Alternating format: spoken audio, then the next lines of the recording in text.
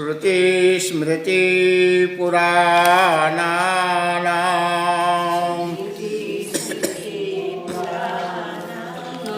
आलयं करुणालयं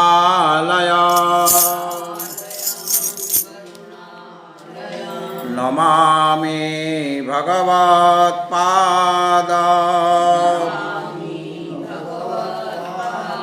शङ्करं लोकशङ्करम् अशुभानि निराचाष्टे तनोति शुभशान्तते स्मृतिमात्रेण यत्पुंसां ब्रह्मतान् मङ्गलं परम् अतिकल्याणरूपत्वान्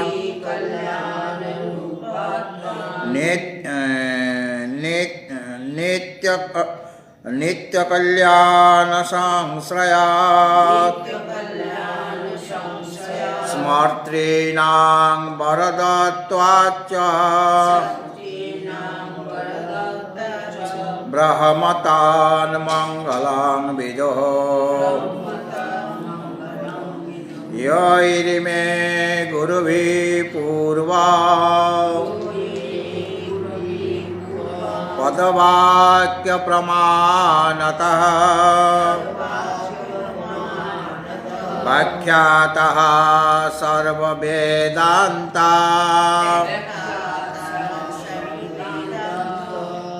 वेदांता तान्नित्यं प्रणतोऽस्म्यहम्। ॐ नमो ब्रह्मदिभ्यो ब्रह्मविद्या सम्प्रदायकर्तृभ्यो वंशऋषिभ्यो महद्भ्यो नमो गुरुभ्यः। सर्वोपप्लवरहितः प्रज्ञानघनः प्रत्यगार्थो ब्रह्मैवाहमस्मि प्रत्यगार्थो ब्रह्मैवाहमस्मि।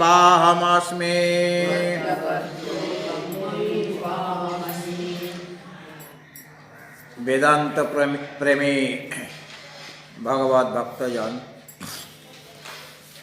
আজকের বিষয় আত্মানাত্ম বিবেক। ঠিক আছে? আচ্ছা, তোমরা বইটা বার করো, তাড়াতাড়ি বইটা বার করো। আরে ফটাফট এটা বই ব্যাগ থেকে বার করে রাখবে। 17 পৃষ্ঠা বার করো। একটু আবৃত্তি করবো। আত্মা নাম স্থূল সূক্ষ্ম কারণ শরীরত্রয় ব্যতিরিক্ত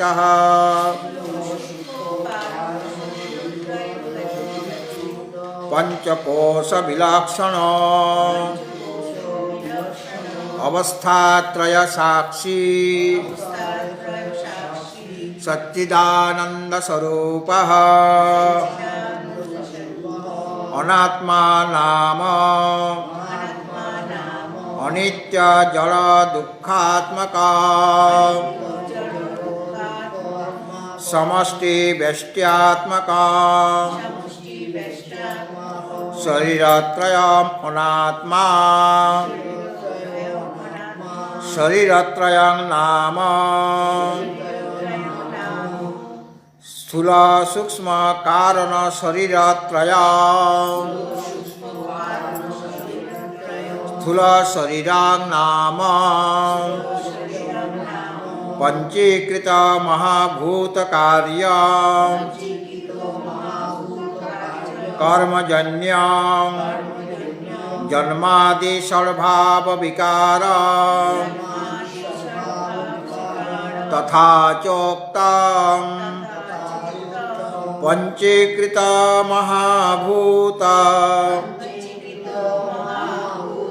সম্ভবম কর্ম সঞ্চিতম শরীরং সুখ দুঃখানাং ভোগায় তনমুচ্যতে সৃজতে বয়োভীর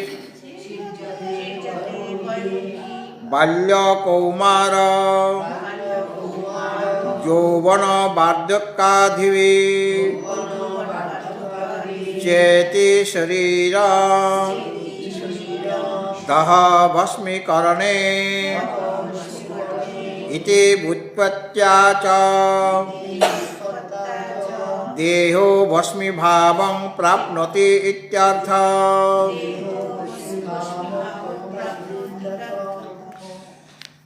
দেখো আমাদের শরীর কয়টা? স্থূল, সূক্ষ্ম এবং কারণ শরীর। আত্মা যিনি, তার কোনো শরীর নাই। স্থূল শরীরও নেই, সূক্ষ্ম শরীরও নেই, কারণ শরীরেরও নেই। কিন্তু যিনি অনাত্মা, তার তিনটা শরীর আছে। স্থূল শরীর, সূক্ষ্ম শরীর এবং কারণ শরীর, তিনটা শরীর আছে। এখন স্থূল শরীর কাকে বলে? না, স্থূল শরীরটা হচ্ছে পঞ্চীকৃত যে মহাভূত, তার থেকে উৎপন্ন হয়েছে এবং সেটা কর্মজন্য, মানে আমাদের যে সঞ্চিত কর্ম অনেক হয়ে আছে। তো আমার এই শরীর যখন নষ্ট হয়ে যায়, মৃত্যু হয়ে যায়, তারপরে যখন আমার জন্ম হবে আবার, তখন ওই যে আমার সঞ্চিত কর্ম জমা হয়ে আছে, সেইগুলির থেকে কিছুটা অংশ প্রারব্ধ হয়ে আসে পরবর্তী জন্মে। হ্যাঁ, তাহলে ওই যে প্রারব্ধ কর্ম জনিত হলো, কর্মজন্য হলো। কর্ম থাকলে তবে গিয়ে জন্মটা হবে, মানে স্থূল শরীর লাভ হবে। যদি কর্ম না থাকে, যদি ভস্মীভূত হয়ে যায় সমস্ত কর্ম, জ্ঞানাগ্নির দ্বারা সব ভস্মীভূত হয়ে যায়, জ্ঞানাগ্নি সর্বকর্মাণি ভস্মসাৎ কুরুতে তথা, গীতায় বলছেন। জ্ঞানাগ্নির দ্বারা সমস্ত কর্ম ভস্মীভূত হয়ে যায়।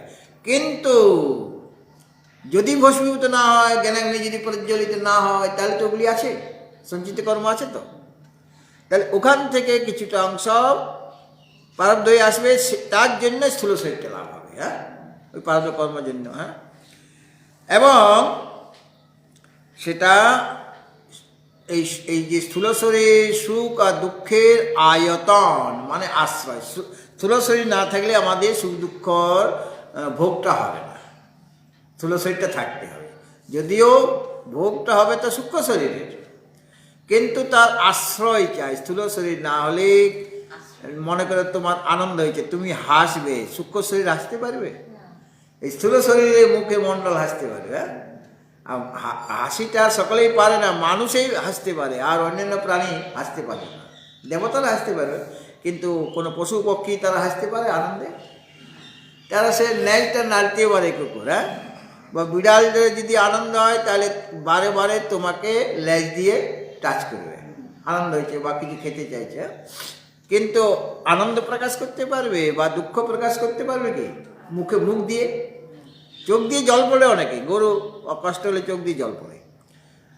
আর আনন্দটা প্রকাশ অন্যভাবে করতে পারে। হ্যাঁ, সে নেজ নাড়বে বা তোমাকে চাটবে, যেটা তার আনন্দ হয়েছে।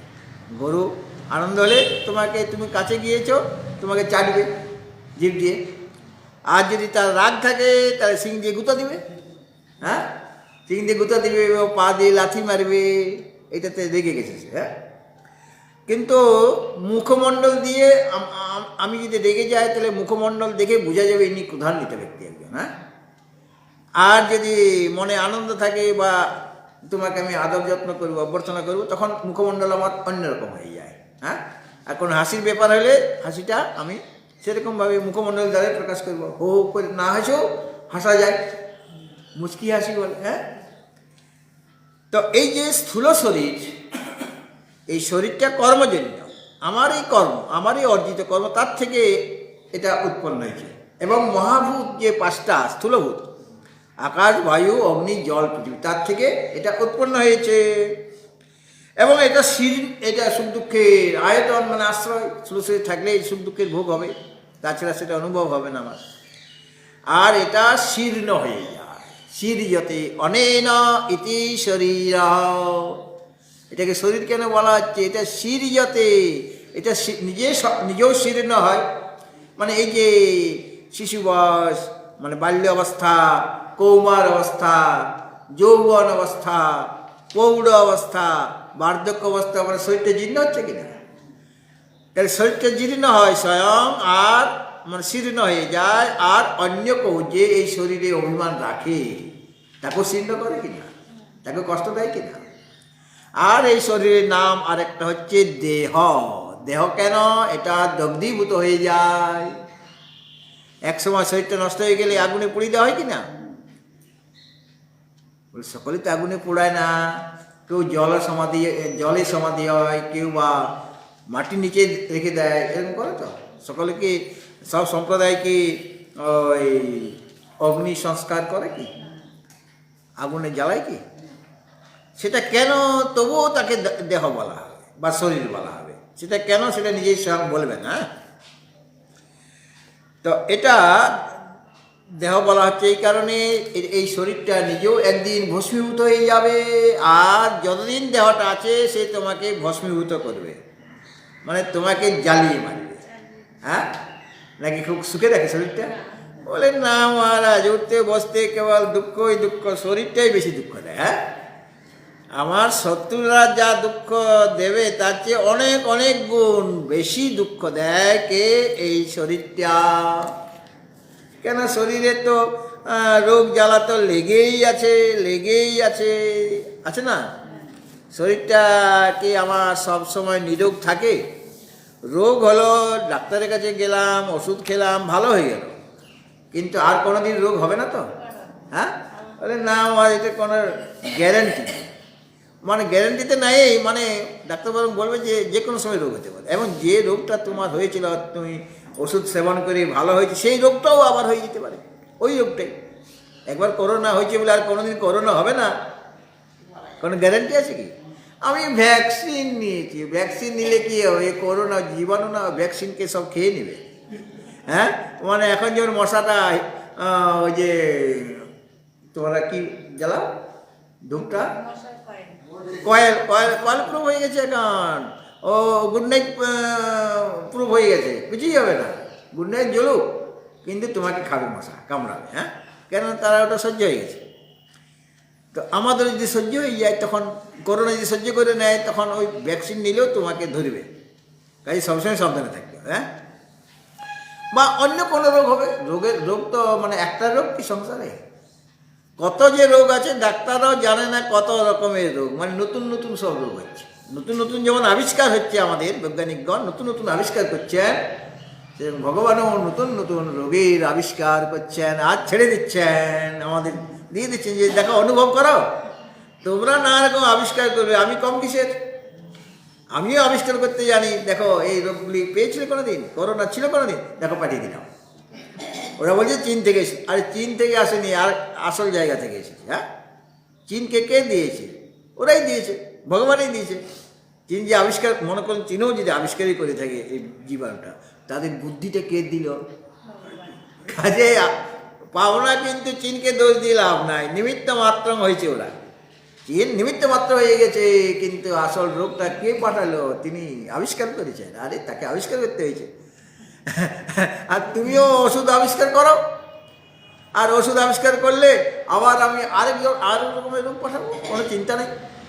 তখন তোমরা আবার আবিষ্কার করবে, তোমাদের মনে কর্মের মধ্যে নিযুক্ত করে রাখবে। কারণ কর্মই তো পূজা, তাই তোমাকে কর্ম করে যেতে হবে, তোমাকে নতুন নতুন আবিষ্কার করে যেতে হবে। আমিও নতুন নতুন আবিষ্কার করে তোমাদের কাছে ছেড়ে দেবো। হ্যাঁ, তোমরা আবিষ্কার করো, উন্নত হবে বৈজ্ঞানিকগণ, বিজ্ঞান উন্নত হবে, উন্নত করো। আমিও তো উন্নত, আমিও তো অনেক জানি। হ্যাঁ, কাজে রোগ জ্বালা দিতে আমার কোনো অসুবিধা নাই। আর আমার তোমরা তো প্রিয়জন, এই জন্য রোগ জ্বালাটা দিচ্ছি। অপ্রিয় লোককে আমি রোগ জ্বালা দিই না। কেন রোগ জ্বালা দিচ্ছে? কেন বলে, ওদেরকে আমি শুদ্ধ করব, শুদ্ধ করে নিজের কাছে নিয়ে আসবো, আমার সাথে মিলিত হয়ে যাবে। রোগ জ্বালা না পেলে দুঃখ হবে না, আর দুঃখ না পেলে ভগবানকে ডাকবে না। এই জন্য আমি এইগুলি করছি। এগুলি মানে তাদের কল্যাণের জন্যই করছি, অকল্যাণের জন্য করছি না। এইরকমই ভাবতে হবে আমাদের, এখন কি করা যায়। যাই হোক, তাহলে দেহটা ভস্মীভূত হয়ে যায় একদিন, এই জন্য আর আমাকেও দগ্ধীভূত করছে, এই জন্য এটার নাম কি দেহ। আচ্ছা, 19 নম্বর পৃষ্ঠায় দেখো, মূলে এসে যাও, মূল বড় বড় টাইপে আছে। হ্যাঁ, আচ্ছা, এখানে ওই যে পঞ্চীকৃত যেটা হয়েছে, যখন সূক্ষ্মভূত ছিল তখন তো সবগুলি শুদ্ধ ছিল, আকাশের মধ্যে আকাশেই আছে সূক্ষ্মভূত, যখন বায়ুর মধ্যে বায়ুই আছে, অগ্নির মধ্যে অগ্নিই আছে, আর জলের মধ্যে জল কেবল আছে, অন্যগুলি মিশে নাই, আর পৃথিবীর মধ্যে কেবল পৃথিবী আছে। তো এটা আগে বলা হয়েছিল এটা পঞ্চীকৃত হয়েছে, মানে 5 জন মিলে মিশে গেছে। কীভাবে মিশল সেটা দেখো 19 নম্বর পৃষ্ঠাতেই উপরে এক লাইনের নিচে একটা শ্লোক আছে, দেখেছ? পঞ্চদশী তত্ত্ববিবেক 27। সেটা পঞ্চীকরণ কিভাবে হবে আমি তো এমনিতে মুখে বলে দিয়েছি তোমাদের, তোমরা জেনে গেছো কিভাবে হয়, সেটা শ্লোকাকারে জেনে নাও। দ্বিধা বিধায় চৈকৈকং চতুর্ধা প্রথমাং পুনঃ সশ্বেতরা দ্বিতীয়াংশৈর योजनात् पंच पंचते। अरे बाबा, द्विधा विधाय चैकैका चतुर्धा प्रथमां पुनः सश्वेतरा द्वितीयांशैर् যোজনাৎ পঞ্চ পঞ্চতে। মানে এই শ্লোকের মাধ্যমেই দুটা লাইন মোটে, হ্যাঁ, এটার মাধ্যমেই কিন্তু বলে দেওয়া হলো পঞ্চীকরণের প্রক্রিয়াটা। হ্যাঁ, কোনো কোনো বইয়ে পঞ্চীকরণের যে শ্লোকটা ওটা মূলে আছে, কিন্তু এটাতে নাই। এই আপনাদের হাতে যে বইটা আছে সেটাতে নেই, কিন্তু অন্যান্য বইয়ে ওটা বইয়ের মূলের মধ্যেই আছে। হ্যাঁ, এই জন্য এটা আমি পড়ালাম আপনাদের। এখানে কিভাবে পঞ্চীকরণটা হয় তোমাদের জানা আছে মোটামুটি, হ্যাঁ, কিন্তু শ্লোকাকারে কীরকমভাবে 2টা লাইনে স্পষ্ট করে বলে দিচ্ছেন। এইটাই হলো মানে কবির বা পণ্ডিতদের পাণ্ডিত্য। হ্যাঁ, 2টা লাইনের মধ্যে আমি পঞ্চীকরণ প্রক্রিয়াটা বলে দিচ্ছি। হ্যাঁ, সেটা পণ্ডিতদের মহিমা, তাই তো? আমাকে বুঝাতে গেলে বুঝাবার জন্য কতখানি সময় আমাকে নিতে হয়েছে, কিন্তু উনি মানে পঞ্চদশিকার বিদ্যারণ্য স্বামী 2টা শ্লোক, ছোট্ট শ্লোক, 2 লাইন, মানে একটা শ্লোক 2টা লাইন আছে, 2টা ছত্র আছে, তার মধ্যে বুঝিয়ে দিলেন। দেখুন, দ্বিধা বিধায় চ একৈকং। হ্যাঁ, আমি সন্নিবেশিত করে বলছি। হ্যাঁ, দ্বিধা বিধায় চ একৈকং, একজন একজনকে, মানে 5 জন আছে, এক একজনকে দ্বিধা বিধায় 2 ভাগ করো। হ্যাঁ, বিধায় মানে ভাগ করা, মানে আমার কজন আছে?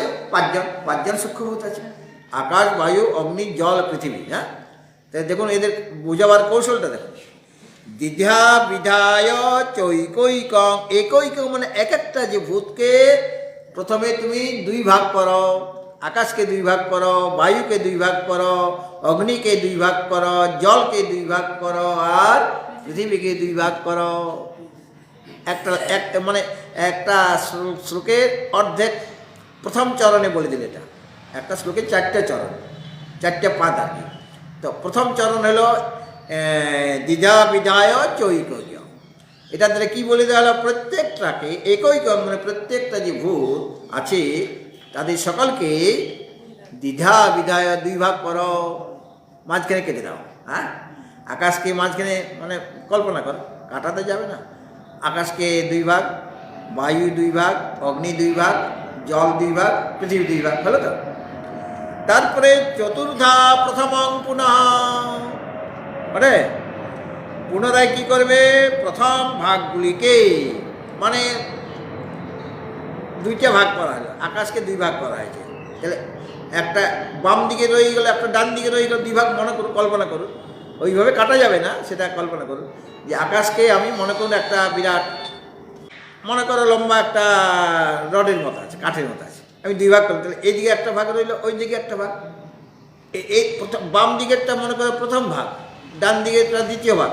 আকাশের প্রথম ভাগ আর দ্বিতীয় ভাগ আছে, বায়ুরও এরকম প্রথম ভাগ আর দ্বিতীয় ভাগ, আর অগ্নিরও প্রথম ভাগ দ্বিতীয় ভাগ, মানে দুইটা ভাগ করা হয়েছে সমান সমান। কিন্তু আর জলেরও ওইরকম দুইটা ভাগ, প্রথম ভাগ আর দ্বিতীয় ভাগ, আর পৃথিবীরও প্রথম ভাগ আর দ্বিতীয় ভাগ। এখন ওই যে প্রথম ভাগটা আছে প্রত্যেকেরই যে প্রথম ভাগ, আকাশের প্রথম ভাগ, বায়ুর প্রথম ভাগ, অগ্নির প্রথম ভাগ, পৃথিবীর প্রথম ভাগ, হ্যাঁ, এই যে প্রথম ভাগটাকে চতুর্ধা প্রথমং পুনঃ, ওই যে প্রথম ভাগটাকে, প্রত্যেকের প্রথম ভাগ আছে, প্রত্যেক প্রথম ভাগটাকে 4 ভাগে ভাগ করে দাও, বুঝলে? প্রত্যেকে মানে আকাশের প্রথম ভাগটাকে 4 ভাগে ভাগ, বায়ুর প্রথম ভাগটাকে 4 ভাগে ভাগ করলে একের 8, হাফটাকে হাফের 4 ভাগ করলে ওটা একের 8 হয়, বা 2 আনা, 2 আনা। হ্যাঁ, তাহলে প্রত্যেকটাকে আমি 4 ভাগে ভাগ করে দিলাম।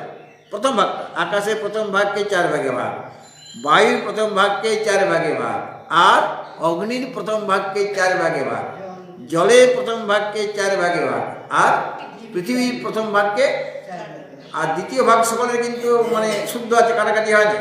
হ্যাঁ, দ্বিতীয় ভাগটা সকলের একইভাবে আছে, মানে আকাশ দ্বিতীয় ভাগটা একদম অ্যাজিট আছে, তাকে কোনো স্পর্শ করা হচ্ছে না।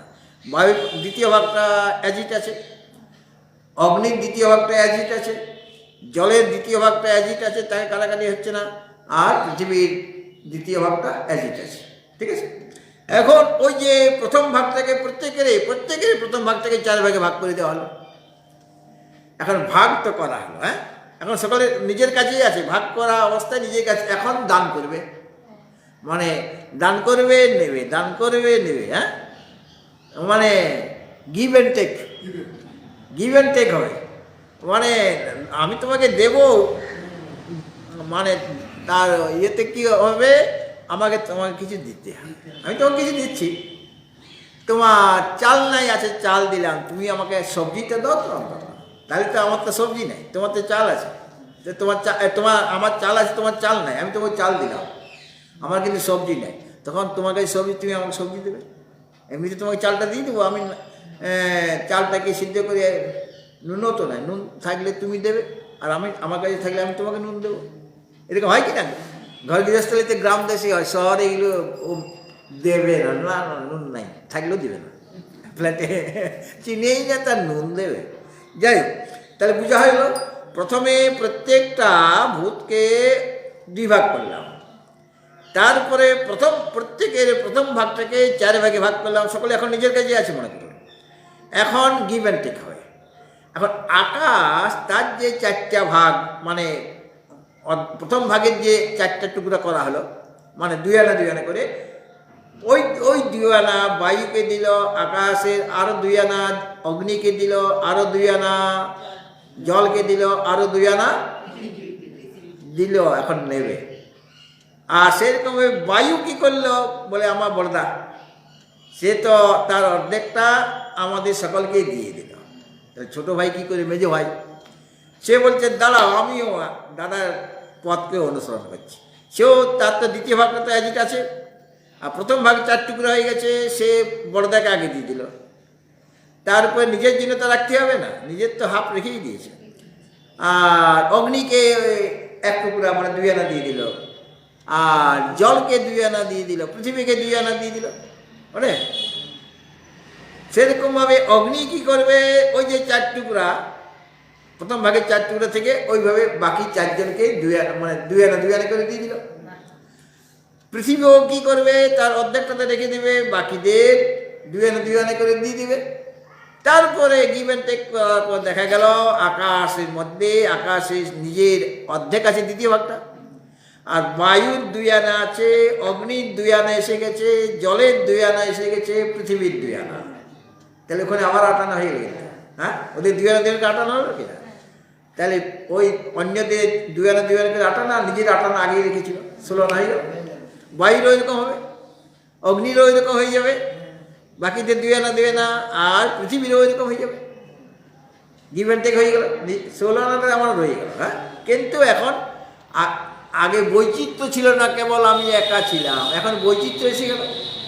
আগে আমি সূক্ষ্ম ছিলাম, এখন আমি স্থূল হয়ে গেলাম। যখন পঞ্চীকরণ হয়ে গেল, এইভাবে অন্যদের 2 আনা 2 আনা আমি পেয়ে গেলাম, আর আমিও অন্যদের 2 আনা 2 আনা দিয়ে দিয়েছি, তখন আমি স্বয়ং 16 আনা হয়ে গেলাম।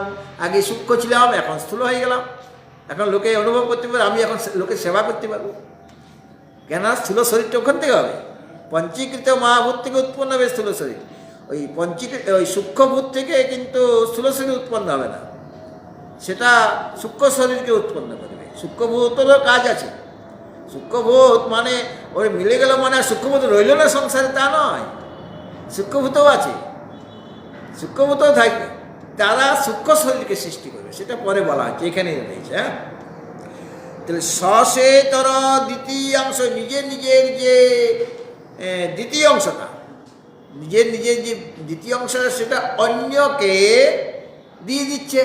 দ্বিতীয় অংশটা ভাগ করে অন্যদের দিয়ে দিচ্ছে, অর্থাৎ দ্বিতীয় ভাগে মানে 4 ভাগে তো ভাগ করা, তার প্রত্যেকের থেকে ভিন্ন যে দ্বিতীয় ভাগের সঙ্গে মিশ্রণ হচ্ছে, মানে নিজের নিজের যে দ্বিতীয় অংশটা তো রয়ে গেল, আর যে 4 ভাগে ভাগ করলো ওটা অন্যদের দিয়ে দেওয়া হচ্ছে। তারপরে দেখা গেল শেষে সকলেই 16 আনা হয়ে গেল, মানে স্থূল হয়ে গেছে। ঠিক আছে, যোজনাৎ পঞ্চপঞ্চতে, এরা 5 জন 5 জন হয়ে গেল, কিন্তু স্থূলভূত হয়ে গেল, তখন স্থূলভূত হয়েছে। আচ্ছা, এখন দেখো ওই যে 19 নম্বরে মূলে দেখো। হ্যাঁ, ননো কেচি দেহা বস্মি ভাবং প্রাপ্নুবন্তি, কেচিৎ দেহা খননাদে প্রাপ্নুবন্তি, যদ্যপি এব তথাপি কেনাপি অগ্নিনা দায়্যত্বং সম্ভবতি ইত্যাহ। বলে দেখো, সকলেই তো শরীরটাকে অগ্নিতে দেয় না। অগ্নি সংস্কার সকলের হয় কি? সব সম্প্রদায়ের হয় কি? হয়। হিন্দুদের মধ্যেও সকলেই মানে অগ্নি সংস্কার সকলের হচ্ছে না।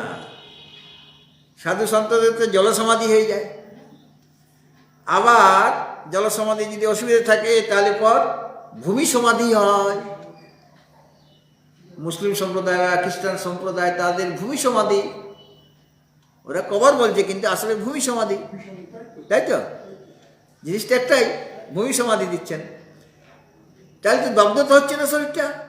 অগ্নিতে যদি সংস্কার হয়, চিতাগ্নিতে যদি পুড়ে যায়, তাহলে ওটা দগ্ধ হবে শরীরটা, স্থূল শরীরটা, মানে মৃত যে স্থূল শরীর। হ্যাঁ, কিন্তু যদি জলসমাধি হয় তাহলে তো কি আগুনে পুড়ছে কি? বা যদি জলসমাধি হয়, এই ভূমি সমাধি হয়, তাহলে তো দেহটা আগুনে পুড়ছে না। তাহলে এটাকে দেহ কী করে বলা হবে? কেননা সব দেহকে তো আগুনে চিতাগ্নিতে দেওয়া হচ্ছে না। সেটাই প্রশ্নটা ননু বলে প্রশ্ন, মানে শঙ্কা ওঠানো হচ্ছে। হ্যাঁ, যেখানে ননু থাকবে প্রশ্ন উঠাচ্ছে, মানে যিনি শিষ্য তো গুরুর কাছ থেকে শুনছে, শিষ্য প্রশ্ন করছে যে ননু কেচিৎ দেহা ভস্মী ভাবং প্রাপ্নুবন্তি, কোন কোন শরীর দেহটা ভস্মী ভাবং প্রাপ্নুবন্তি, ভস্মীভূত হয়, চিতাগ্নিতে দিয়ে দেওয়া হয়, সেটা পুড়ে যাবে, ছাই হয়ে যাবে, ভস্মীভূত হয়ে যাবে হয়তো। কিন্তু কেচিৎ দেহা, কোন কোন দেহ খননাদি প্রাপ্নুবন্তি, খনন করে মাটির নিচে তাকে রেখে দেওয়া হয়, ভূমি সমাধি দেওয়া হয়। আর আদি বলতে জল সমাধি দেওয়া হয়। তো সেখানে তো আগুনের কোনো ব্যাপার নেই। জলের মধ্যে কি আগুন আছে বা মাটির নিচে কি আগুন আছে? ওখানে চিতাগ্নি দাও দাও করে জ্বলছে, সেখানে দেওয়াটা চোখের সামনে দেখছি ভস্মীভূত হয়ে গেল। কিন্তু খনন আদি করে, মাটি খনন করে আমি মৃত শরীরকে, স্থূল শরীর থেকে আমি রেখে দিলাম, তারপরে আবার মাটি চাপা দিয়ে দিলাম, আবার লবণ টবণও দিতে হয়। হ্যাঁ, তো ওখানে তো অগ্নির তো কোনো ব্যাপার নেই, লবণ দেওয়া হয়েছে। লবণ দেওয়া হয় কিনা শরীরটাকে, মানে মাংস টাংস আছে না, ওটাকে খেয়ে নেবে, লবণের এত লবণটা দেওয়া হয়। তা না হলে তো ওই যে ওটা তো বাইরে যদি দেয়, সেখানে অনেক রকম জানোয়ার আছে, তারা এসে তুলে খেয়ে নেবে। এই জন্য সেফ রাখার জন্য, যাতে করে এটা শরীরটাকে কেউ খাবলিয়ে খেয়ে না নেয়, তার জন্য এই ব্যবস্থা। হ্যাঁ, এবং সেরকমভাবে তাকে রক্ষা করা হয়, যাতে কিছুদিন পরে আর কোনো শিয়াল টিয়াল বা কুকুর টুকুর যাবে না, যখন ওটা নষ্ট হয়ে যাবে। হ্যাঁ, তো কোনো কোনো শরীর দগ্ধীভূত হচ্ছে অগ্নিতে, কিন্তু কেচিৎ দেহা, কোনো কোনো শরীর আবার খননাদি প্রাপ্নুবন্তী। খননাদি মানে মাটি খনন করে তাকে সেখানে রেখে দিচ্ছে, অথবা জলের মধ্যে দেওয়া হচ্ছে। আদি বলতে জলের মধ্যে, জলসমাধি হচ্ছে। তো যদ্যপি, এবং যদিও এরকম হচ্ছে, সকলেই চিতাগ্নিতে শরীরটাকে ভস্মীভূত করছে না, করার প্রয়োজনও নাই। এবং সবসময় মানে সম্প্রদায় বিশেষে যার যেমন শাস্ত্রীয় বিধান আছে সেইভাবে তো তারা করবে। আমাদের 3 রকমের বিধান আছে, হ্যাঁ, হিন্দু শাস্ত্রে। তো বেশিরভাগে চিতাগ্নিতেই হয়। আর কম বয়সী ছেলে মেয়ে যদি মারা যায়, তখন চিতাগ্নিতে দেওয়া হয় না, তখন মানে একদম শিশু, তখন তাদের ভূমি সমাধি দেওয়া হয়। আর সাধু সন্তদের নিয়ম হচ্ছে গঙ্গাতে জল সমাধি দেওয়া হবে, গঙ্গায়। এখন গঙ্গা দূষণ হয়ে যাচ্ছে, কাজে ওটা করতে দিচ্ছে না। তাহলে তারা কি করবে? ওই ভূমি সমাধি হবে। জলসমাধি যদি দেওয়ার সুবিধা না থাকে, তাহলে ভূমি সমাধি হবে। তাহলে সব শরীর তো দেখতে পাচ্ছি ভস্মীভূত হচ্ছে না, তথাপি সব শরীরকে দেওয়া কেন বলা হবে? কিছু কিছু শরীর দেওয়া হোক, যাদের চিতাগ্নিতে ভস্মীভূত হবে যেগুলি। আর যেগুলি ভূমি সমাধি হচ্ছে তাকে তো দেওয়া বলা যাবে না। যেটা জল সমাধি হচ্ছে তাকে তো দেওয়া বলা যেতে পারে না, কেননা ওগুলো তো ভস্মীভূত হচ্ছে না। এটা শিষ্যের প্রশ্ন, ঠিক আছে? গুরুদেব উত্তর দেবেন। আরেকবার বল, দেখো, ননু কেচিৎ দেহা ভস্মী ভাবং প্রাপ্নুবন্তে, বলা হয়। কেচিৎ দেহা খননাদি প্রাপ্নুবন্তে, যদ্যপি এবং তথাপি কেনাপি অগ্নিনা দায়্যত্বং সম্ভবতি ইতি আহ। দেখো, তোমার অগ্নি আরো আছে, শুধু চিতাগ্নিতে যেটা অগ্নি দেখছি আমরা, সেটাই যে একমাত্র অগ্নি এই সংসারে তা তো নয়, আরো তো অগ্নি আছে রে বাবা। সমস্ত জীব ত্রিতাপ দগ্ধ বলা হয় কেন? বলা হয় তো, আমরা তিনটা তাপে দগ্ধ হচ্ছি, এরকম আমরা বলি তো। 3 রকমের তাপ আছে, কেবল ওইটাই তাপ নয়। আগুন থেকেই যে তাপ হবে এমন কোনো মানে নেই, বা সূর্য থেকেই যে আমি তাপ পাবো তার কোনো মানে নেই। আরও তাপ দেবার লোক আছে। 3 রকমের তাপ, আধ্যাত্মিক, আদি ভৌতিক, আর আদি দৈবিক তাপ। ওগুলো তাপ না? আমাকে জ্বালিয়ে পুড়িয়ে মারছে ওগুলি। তাহলে তাপ 3 রকম। ত্রিতাপ দগ্ধ জীব এমনিতে আমরাও বলি। তো একটা হলো আধ্যাত্মিক তাপ, একটা হলো আদি ভৌতিক তাপ, সব আগুনের মতোটা, হ্যাঁ, আর আদি দৈবিক তাপ। তাহলে এই তাপে শরীরটা জ্বলছে কিনা, বশীভূত হচ্ছে কিনা, সেটাই উত্তর দিচ্ছেন। সর্বেষাং স্থূল দেহানাং আধ্যাত্মিক আদি ভৌতিক, দেখো যেখানে মন হয় সেখানে ম বলে দিচ্ছ। আধ্যাত্মিক আদি ভৌতিক আদি দৈবিক তাপ ত্রয়াগ্নিনা দায়্যত্বং সম্ভবতি ইত্যর্থ। দেখো, বলে দেখো আরো তাপ আছে রে বাবা। সর্বেষাং স্থূল দেহান, যত স্থূল শরীর আছে, হ্যাঁ, যত রকমের স্থূল শরীর আছে, সর্বেষাং স্থূলাদি দেহানা, স্থূলাদি দেহানা, স্থূলাদি যত রকমের দেহ আছে, সকল দেহ, সেই দেহের 3 রকমের তাপ আছে। আধ্যাত্মিক তাপ, আদি ভৌতিক তাপ আর কি আদি দৈবিক তাপ। এই যে ত্রয়াগ্নি না, তিন রকমের যে অগ্নি আছে, সব অগ্নি তাপ কে দেবে? অগ্নি দেবে। আর আদি দৈবিক তাপও শরীরটা দগ্ধ হচ্ছে সর্বদাই। চিতাগ্নি তো একবার আমাকে জ্বালাবে, হ্যাঁ, সে একবার মাত্র শরীরটাকে ভস্মীভূত করবে চিতাগ্নি, মরলে পর তবে গিয়ে চিতাগ্নি। আর বেঁচে থাকতে থাকতে তিন রকমের অগ্নি যে আমাকে সর্বদাই দগ্ধ করছে, সেদিকে খেয়াল নেই আমাদের। হ্যাঁ, চিতাগ্নি কবার জ্বালাবে আমাকে? একবার। বর্তমানে যে স্থূল শরীরটি পেয়েছি তাকে একবারই জ্বালাবে, শেষ। মানে তাও আবার শরীরটা মৃত হয়ে গেলে, প্রাণবায়ু যখন থাকবে না শরীরে, সূক্ষ্ম শরীর যখন পালিয়ে যাবে, তখন চিতাগ্নি এই মৃত শরীরটাকে দগ্ধ করবে। আর জীবিত শরীরটাকে তিনজন অগ্নি আছে দগ্ধ করার জন্য। মৃত শরীরকে একটা অগ্নি আছে, চিতাগ্নি। আর জীবিত শরীরকে দগ্ধ করার জন্য তিনটা অগ্নি আছে।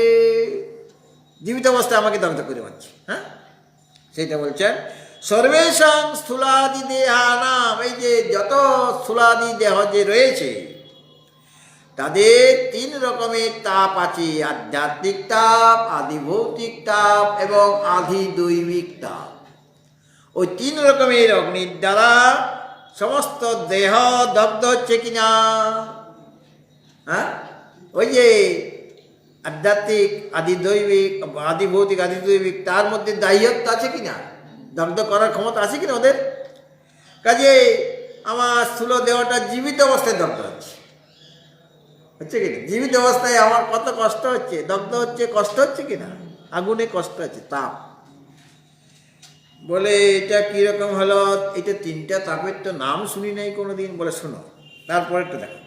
আধ্যাত্মিক নাম কি গো বললে না? শুনো, এখন আমি তো জানি না আধ্যাত্মিক তাপ কাকে বলে, আদি ভৌতিক তাপ কাকে বলে। যদিও আমরা দগ্ধ হচ্ছি, কিন্তু লোকটাকে দগ্ধ করছে সেটা আমরা বুঝতে পারছি না, সেটা নামটা শুনিয়ে দিচ্ছে। আর আদি দৈবিক তাপ, তো আধ্যাত্মিক তাপটা কাকে বলে সেটা তো বলতে হবে। তাহলে আমি সব সময় সাবধান থেকে যাব, ওই তাপ যাতে গায়ে না লাগে, সেই জন্য চেষ্টা করবো কিনা। দেখুন, আধ্যাত্মিক নাম আত্মানং দেহম অধিকৃত্য বর্ততে ইতি তদ দুঃখম আধ্যাত্মিকং শিরোরোগাদি। এখন আধ্যাত্মিক তাপটা কাকে বলে সেটা বলছেন প্রথমে, তারপরে সবগুলি বলবে। তো আধ্যাত্মিক নাম, ওখানে অধি আর আত্মা দুইটা শব্দ। অধ্যাত্ম বলে না, অধি উপসর্গ আর আত্মা পদটা আছে। তো আত্মা শব্দের অর্থ সবসময় পরমাত্মা হয় না, প্রসঙ্গ দেখে আত্মা শব্দের অর্থটা করতে হবে। হ্যাঁ, আত্মা শব্দের অনেকগুলি অর্থ। আত্মা মানে পরমাত্মা, আত্মা মানে জীবাত্মা, আত্মা মানে শরীর, আত্মা মানে মন, কোথাও আত্মা মানে ইন্দ্রিয়। গীতাতেই দেখবেন আত্মা শব্দের নানা রকম অর্থ সেখানে নেওয়া হয়েছে। তো এখানে আত্মা মানে কি? অধ্যাত্মতে আত্মা সব পদটা রয়েছে, এটা পরমাত্মা নাকি? বলেন না, আত্মা মানে শরীর, এই স্থূল শরীর। আত্মা মানে শরীর। আত্মা শব্দের অনেকগুলো অর্থ, পরমাত্মাও হয়, জীবাত্মাও হয়, শরীর হয়, কখনো মন হয়, ইন্দ্রিয় হয়, মানে। আবার আত্মা মানে আমার দুজন বন্ধু আছি, আমরা আমাদের বলাচ্ছি আত্মা, হরিহর আত্মা বলে কি না? মানে আমরা দুজন বুজুম ফ্রেন্ড, ইংরেজিতে কি বলেন? বুজুম ফ্রেন্ড বলে কি না? তখন আত্মা শব্দের প্রয়োগ হয় কি না? আর আপনি রাগ করে আছেন বাচ্চা বয়সে, আর খাচ্ছেন না, আর মা বলছেন, যখন অনেক বুঝাবো করে খাচ্ছেন, তখন মা বলছেন যে আত্মাকে কষ্ট দিতে নাই, বলে কি না? অনেকে মা বলে, তো ছেলেটাকে বলছে, মেয়েটাকে বলছে যে আত্মাকে কষ্ট দিও না গো, কষ্ট দিতে নাই। তাহলে আত্মার কি কোনো কষ্ট আছে পরমাত্মা? তাহলে আত্মা মানে এখানে শরীরটাকে কষ্ট দিতে নাই, আত্মাকে কষ্ট দিতে নাই, মানে এখানে আত্মা মানে শরীর, সেই শরীর অর্থে তিনি বুঝিয়েছেন যে শরীরটাকে কষ্ট দিতেন। তুমি খেয়ে নাও, রাগ টাগ করো, ঠিক আছে, তুমি কিন্তু খেয়ে নাও, তারপরে বসে বসে রাগ করো, আর খেয়ে নিলে আর রাগটা হবে না। হ্যাঁ, তখন তো তার এমন খিদে পেয়েছে, মা যদি একবার বলে তালি খাও, তো মাও সেরকম টাইট দিচ্ছে ছেলেকে যাতে কোনোদিন রাগ করে না খায়। ও বলছি না, শেষে 9টার সময় টিফিন খায়, আর 11টার সময় বলছে আত্মাকে কষ্ট দিতেন। আরে আগে বলো আত্মাকে কষ্ট দিতেন, তাহলে তো খেয়ে নিতে অতক্ষণ। হ্যাঁ, এতক্ষণ ধরে আমি বেচারি এদিক সেদিক ঘোরাঘুরি করছি, আর মা কখন বলবে যে খেয়ে নাও, বলছেই না। সে 11টার সময় বললো, তার একটু পরে ভাত খেতে হবে আমাকে। হ্যাঁ, 12টার সময় আবার অন্ন ভোগ আছে, আর 11টার সময় বলছে খেয়ে নাও, আত্মাকে কষ্ট দিতে নেই। হ্যাঁ, তাহলে আত্মা শব্দ তো শরীর হয়। এখানে আধ্যাত্মিক শব্দে পদে যে আত্মা শব্দ আছে তার অর্থ কি? শরীর। তাহলে আত্মানব অধিকৃত, শরীরকে অধিকার করে, মানে শরীরটাকে অধিকার করে, উপসর্গ আছে, মানে অধিকার করা, মানে আশ্রয় করা। এই আত্মাকে মানে স্থূল শরীরকে আশ্রয় করে নাম আত্মানম মানে দেহ বলে দিল, আত্মা শব্দের অর্থ দেহ, সেই দেহকে অধিকৃত মানে আশ্রয় করে, বর্ততে যেটা থাকে, এই শরীরকে আশ্রয় করে যে তাপটা থাকে তার নাম আধ্যাত্মিক তাপ, শরীরকে আশ্রয় করে থাকে। তদ দুঃখম, ওই যে তাপ, তদ দুঃখম অর্থাৎ আত্মা মানে শরীর, তাহলে শরীরকে আশ্রয় করে যে দুঃখটা হচ্ছে তার নাম আধ্যাত্মিক তাপ।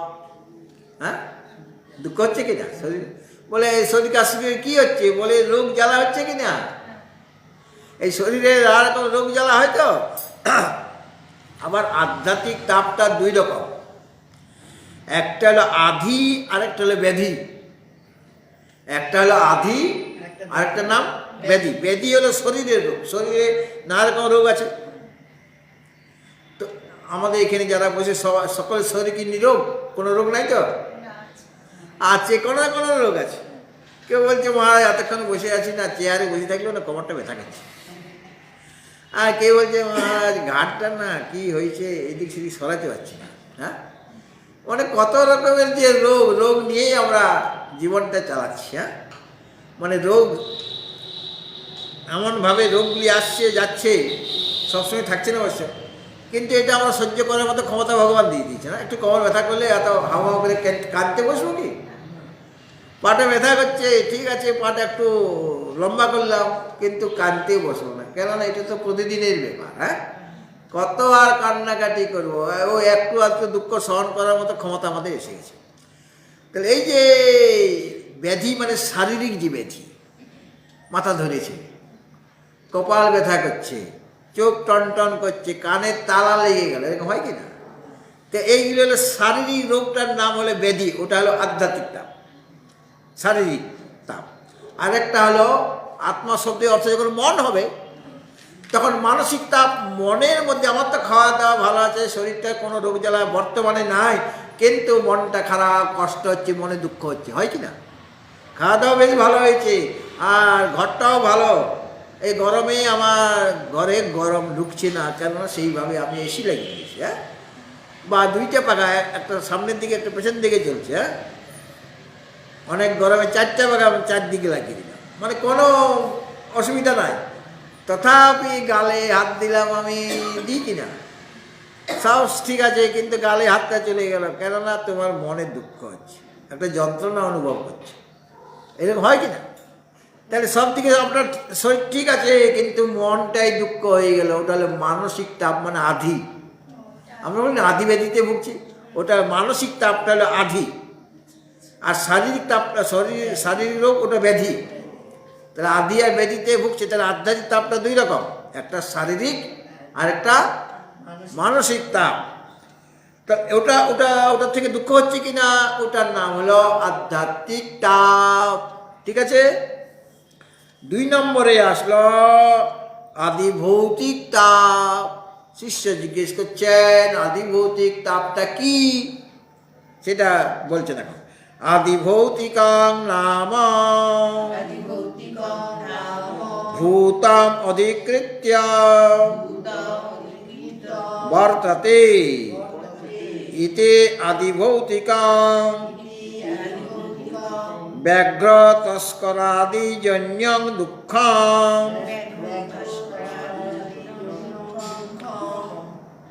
আদি ভৌতিক, ওখানে যেমন অধি আত্মিক, আধ্যাত্মিক মানে কি অধি আত্মিক, এখানে আদি ভৌতিক, আদি অধি আর ভূত, ভূত শব্দ আছে। ভূত মানে প্রাণী, আমার থেকে ভিন্ন যে প্রাণী আছে সেই প্রাণীগুলি আমাকে দুঃখ দিচ্ছে। অনেক সময় বাঘ এসে গেল সামনে, বা রাস্তায় বেরিয়েছি ভোরবেলায় মর্নিং ওয়াক, কুকুর চারদিকে ঘিরে ধরেছে আমাকে, হয় কি না? বা চোর ডাকাত আমাকে কষ্ট দিচ্ছে, তাপ দেয় কি না? নিজের জিনিসগুলো যদি চুরি করে নেয় আমার চোখের সামনে, কীরকম লাগে? সে দুঃখ হয় কি না? তাহলে আমার থেকে ভিন্ন অন্য ভূত মানে প্রাণী থেকে যে দুঃখটা হয়, যে তাপজনিত দুঃখ হয়, ওটা হলো আদি ভৌতিক তাপ। তাহলে ভূতম অধিকৃত্য, আদি ভৌতিক নাম ভূতম, পড়িছি না? ভূতম অধিকৃত্য মানে ভূত মানে প্রাণী, আমার থেকে ভিন্ন যত প্রাণী আছে সেই প্রাণীগণকে আশ্রয় করে, মানে সেই প্রাণীগণের কাছ থেকে দুঃখটা পাচ্ছে। বর্ততে, সেটা থাকবে। ইতি আদি ভৌতিক, ওটার নাম আদি ভৌতিক তাপ। অন্য প্রাণী থেকে, ভূত মানে প্রাণী, অন্য প্রাণী থেকে যে তাপটা আমি পাচ্ছি, কোথা থেকে পাচ্ছি?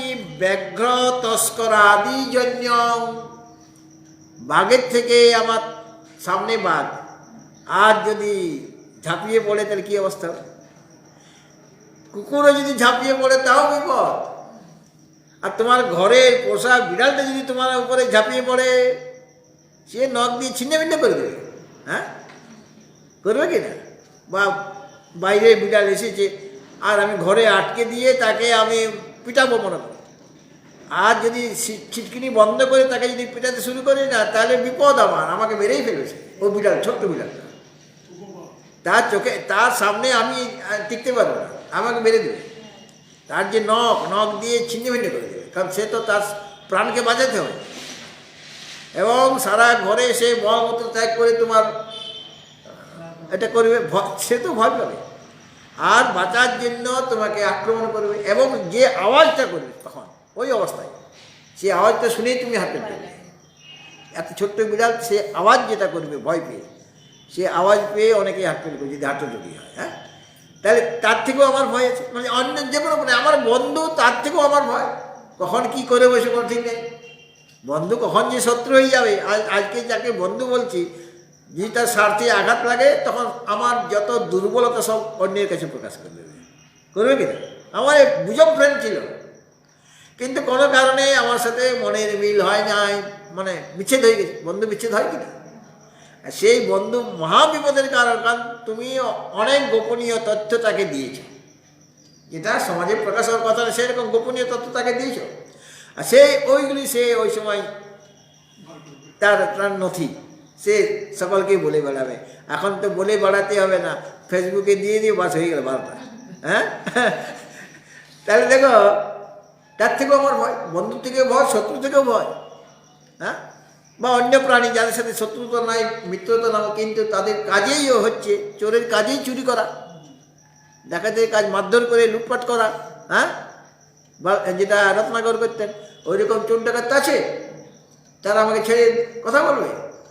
তাহলে আমার থেকে ভিন্ন যে ব্যাঘ্র তস্কর মানে চোর, এদের থেকে যে দুঃখটা পায়, ওটার নাম আদি ভৌতিক তাপ।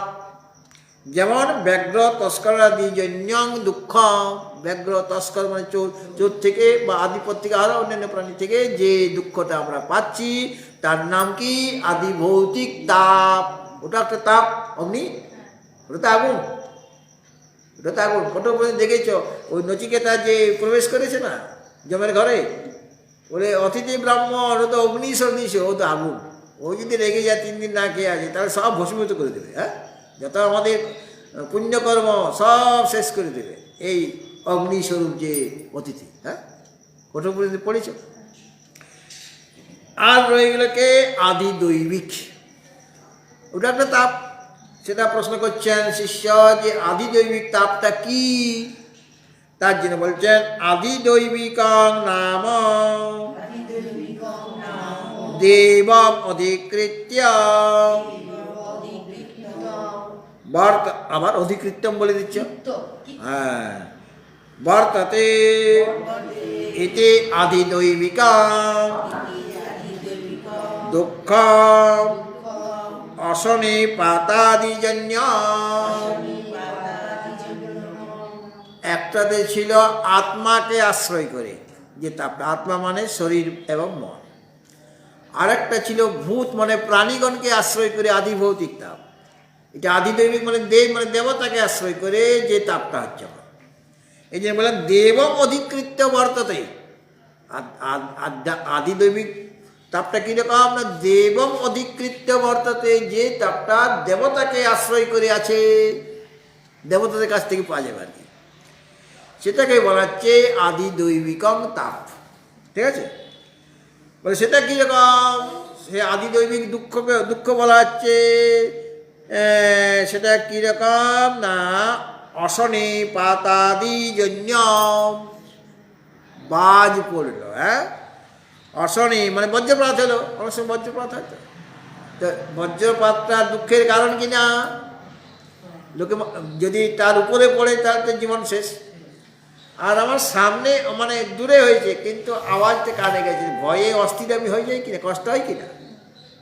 বজ্রপাত হলে আমার গায়ে লাগে নাই কিন্তু দূরে হয়েছে তাতেই আমার ভয়ে অস্থির। হ্যাঁ দরজা জানালা বন্ধ করছি, তখন দরজা জানালা বন্ধ করলেও যদি বজ্রপাত হলে ওখানে ঢুকে যাবে, দরজা জানালা গলিয়ে ঢুকে যাবে। হ্যাঁ ঘরে থাকলেও মানে সেফ তুমি নাও। তাহলে অশনিপাত বজ্রপাত, অথবা অতিবৃষ্টি হয়ে গেল, দুঃখ কিনা, দুঃখটা কে দিচ্ছে, অন্য কোনো প্রাণী দিচ্ছে, কারণ দেখতে পাচ্ছে কাউকে, অদৃশ্য কারণে। হ্যাঁ এখানে দেবতা দিচ্ছে মানে অদৃশ্য কারণে হচ্ছে অতিবৃষ্টি, অথবা অনাবৃষ্টি হয়ে গেল, অথবা খুব গরমটা খুব বেড়ে গেল, হ্যাঁ অথবা খুব ঠান্ডা হয়ে গেল, শৈত্যপ্রবাহ চলছে, দুঃখ হয় কিনা। তাহলে অতিবৃষ্টি, অনাবৃষ্টি, বজ্রপাত, বিদ্যুতের চমকানি, হ্যাঁ এইগুলোর থেকে আমার দুঃখ হয় কি না। বিদ্যুৎ চমকাটা মানে ছোটোখাটো বজ্র, বিদ্যুৎ চমকা মানে মেঘে মেঘে ঘর্ষণ হচ্ছে, বিদ্যুৎ ঝলকাচ্ছে এবং মেঘের গর্জনে একটা আওয়াজ যেটা হচ্ছে সেটা আমার ভয়ের কারণ, দুঃখ দিচ্ছে কিনা। আর যদি তুমি রাস্তা দিয়ে যাচ্ছ, ছাতা টাতা কিছুই নাই, আর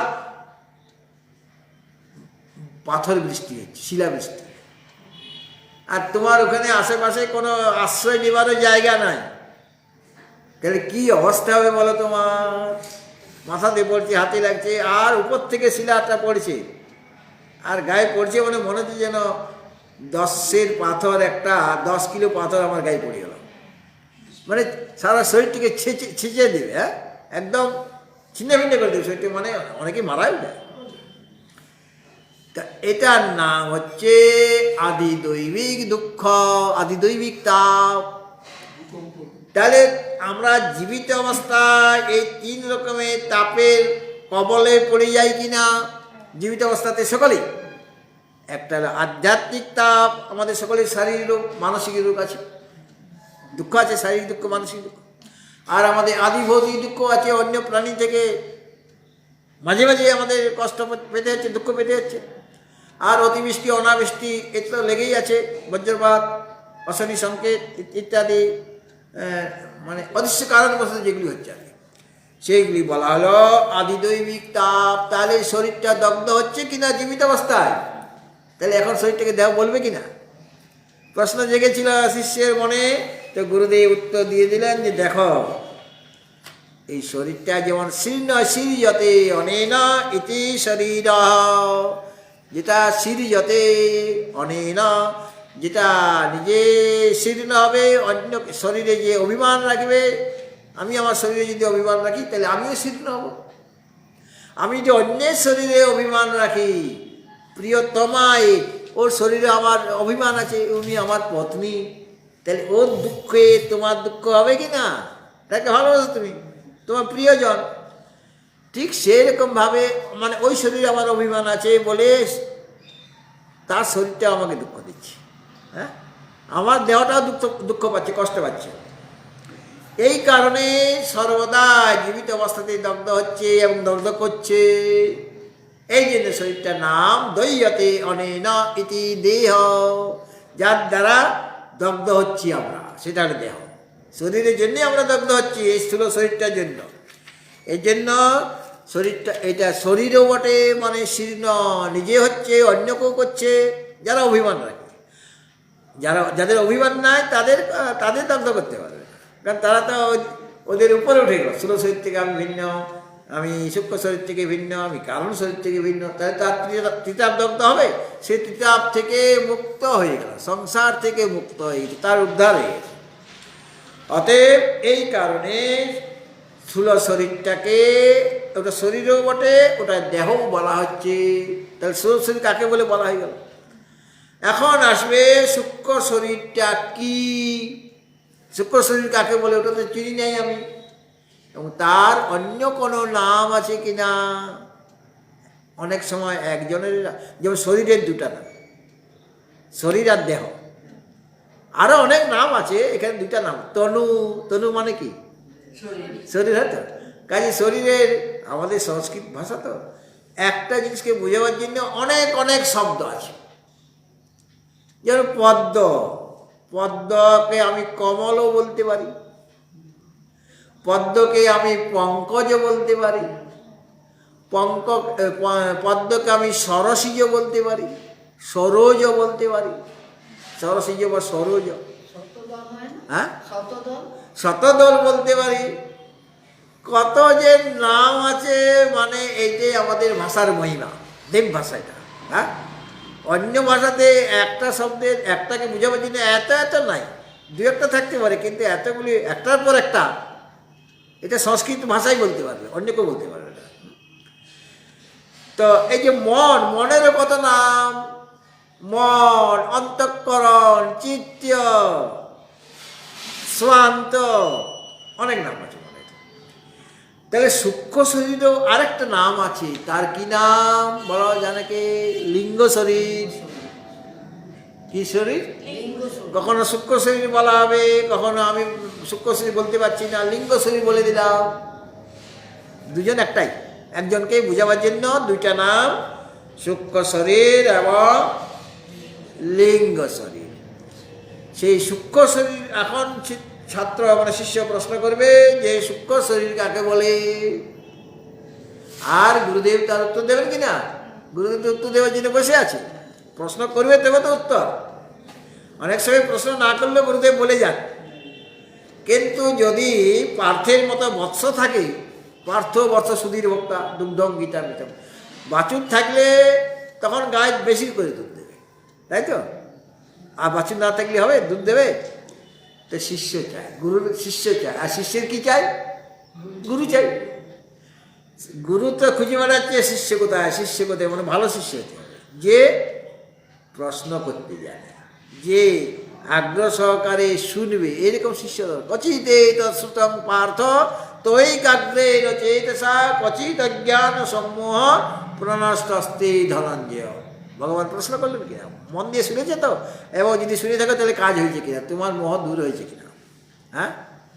তখন অর্জুন কি বলেছিলেন? নষ্ট মোহ স্মৃতি লব্ধা তৎপ্রসাদান ময়াচ্যুত স্থিতোস্মি গত সন্দেহ করিষ্যে বচন। হ্যাঁ শুনেছি, মন দিয়েই শুনেছি, এবং তোমার কথা মতো আমি কাজ করবো, করিষ্যে বচন। আমার কাজও হয়ে গেছে, নষ্ট মোহ স্মৃতি লব্ধা, তোমার প্রসাদ হয়ে গেছে, তুমি কৃপা করে বলেছো বলে আমার এগুলো সব হয়ে গেছে, কাজ হয়ে গেছে, এবং আমি মন দিয়ে শুনেছি। এখন আমার কাজ হচ্ছে তোমার উপদেশ পালন করা, করিষ্যে বচন, তোমার উপদেশ আমি পালন করব। সুতরাং এখানে শিষ্য জিজ্ঞেস করছেন সূক্ষ্ম শরীর কাকে বলে, আর গুরুদেব বলবেন সূক্ষ্ম শরীর কাকে বলবে, তাকে বলতে হবে এবং ডিটেলস বলবেন। সেটা কবে হবে? আগামী দিনে। আজকে কি বার? আগামী বুধবারে হবে। হ্যাঁ, হরি ওম তৎসৎ পরমাত্মনে নমঃ। এখন প্রশান্ত দা আছেন, তিনি একটি ভজন পরিবেশন করছেন।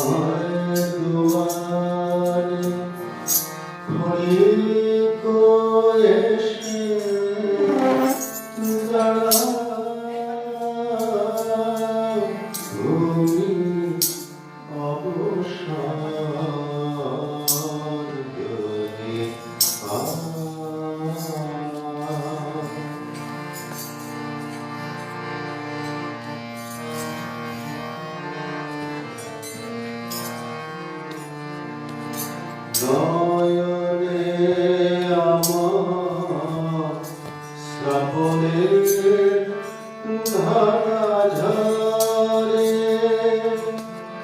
দাও মুছাতে করুণ কমল করে নয়নে আমার শ্রাবণের ধারা ঝরে দাও মুছাতে করুণ কমল করে নয়ন আকুল হৃদয় ব্যাকুল